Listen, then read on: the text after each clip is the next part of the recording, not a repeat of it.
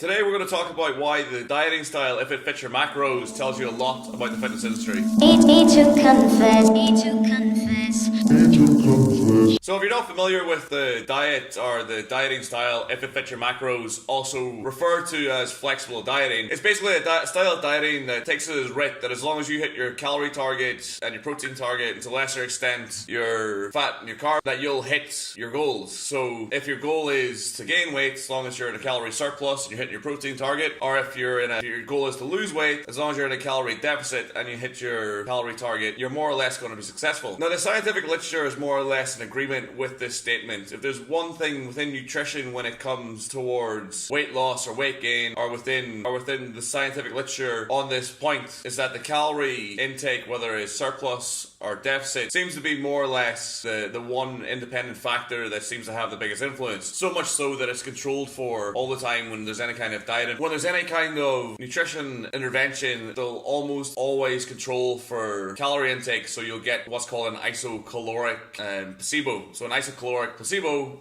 has the same calorie content as whatever the intervention is. They control for it a lot, whether it's a diet study or it's some form of like nutrition study. So if it's like to look at the effects of low carb, for instance, they control the total calories of both interventions, whether it's like a high carb versus a low carb diet, because the calorie intake does have an effect. So the scientific literature is in agreement with this. The fitness industry, for more or less, isn't in agreement with this. So the whole crapload of diets, there's low carb, there's high carb, low fat, there's a heart diet, there's a Mediterranean diet, there's intermittent fasting, there's this diet, that diet, the next diet. The nutrition industry is a multi-billion pound industry, and diets make money. So if you could, for instance, the Atkins diet, the kind of the first, certainly within my lifetime, the first kind of hugely popular carbohydrate diet, that's made a lot of money. So the book sales alone will have made millions of pounds. Not to mention if you have a diet program to go alongside that, you have some kind of membership, some kind of recurring revenue stream, you're going to make a lot of money with those numbers. So this is something you need in the back of your head quite a lot of the time, is that to remember that fitness and nutrition is business. And it's not just business, it's big money business. So don't be naive to the fact that the people who are talking to you pushing that diet or this diet, there is monetary incentive behind them. If you're sitting, for the most part, telling people that what the government is saying, that you need to exercise 20 minutes a day, 5 days a week, and that you need a balanced diet and you need a calorie intake that matches your goal, that's not sexy, that's not really going to sell hugely. But for the most part, it's true. Now when we get down to the exercise side of things, obviously that's very much goal dependent, but when it comes to diet, that's more or less the show. As long as you have like a reasonably healthy, balanced diet, like you're getting your vegetables, you're not just eating chocolate, and your calories and protein are in line with your goal, I mean, you don't have to just look at the science.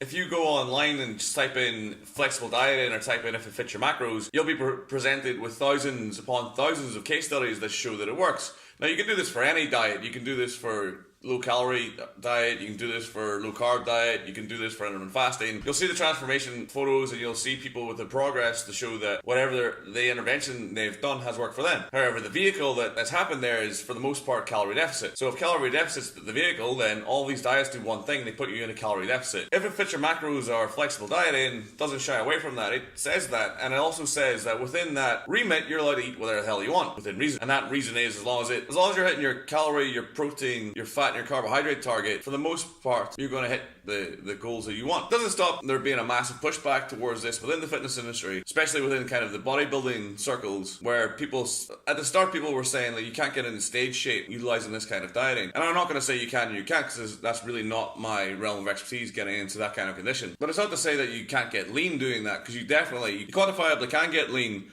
doing this style of eating. There's so many case studies out there to show us the case that it's almost undeniably true that that's the fact. Yeah, a lot of these people, if they don't rile against the fact that it works, which they may or they may not do, they will rile against it not being healthy. So I don't see how having a Hershey's bar every now and again, or having a pizza every now and again, as long as you're still in line with your main goal, so that's weight gain or weight loss, and you're hitting your calorie targets, I don't understand how doing that and having a healthy relationship for food is less healthy than eating chicken and broccoli out of Tupperware 6 times a day whilst injecting your arse with steroids. That seems like a bit of a misnomer to me, or there seems to be a bit of cognitive dissonance there. I think before you start riling against other people, whether you want to shut down their throat for eating pizza or eating chocolate, and then they're still getting lean, maybe look at yourself first, look at your own habits before you start cracking into other people. Might be a suggestion. What flexible dieting shows us is that, one, that people want to make make money within the fitness industry. So always remember that. This is a legit motivation that people have. So don't just take everyone at face value and take them as writ that they're here to help, because one thing they're probably here to do is to make money and to help in the process maybe, but they're definitely here to make money. Do not forget about that. People are very compartmentalized when it comes to fitness. There's a lot of invested ego here. So if someone's doing low carb and they're getting great progress on that, and you come along to show them here, actually you can actually eat Domino's pizza and get the same results you're getting, you're probably going to get some lashback on that, because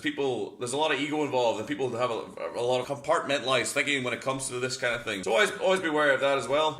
People also have a strong self-bias towards what they're doing. So they eat chicken and broccoli 6 times a day, Tupperware, they're probably going to push that method of eating. But just know, as long as you're in control of the bottom line variables, so the calories in, calories out in the day-to-day process, your consistency, your own exercise, as long as you know what you're doing in these fields, you have your targets, you meet your targets, you know what your targets are, and you evolve and change those targets as the goalposts shift, as they doing these things, then you're going to hit whatever the goal is you want to hit. So basically, at the end of the day, know the key variables, control the key variables, and fuck everybody else. Thank you very much for watching. This has been day 32 of Stronger by the Day. If you're watching this on Facebook, please share, please give me a like. If you're watching this on YouTube, please like and subscribe. Thank you very, very much for watching. I'm Mark, and I'll catch you tomorrow for your next Strongest Day.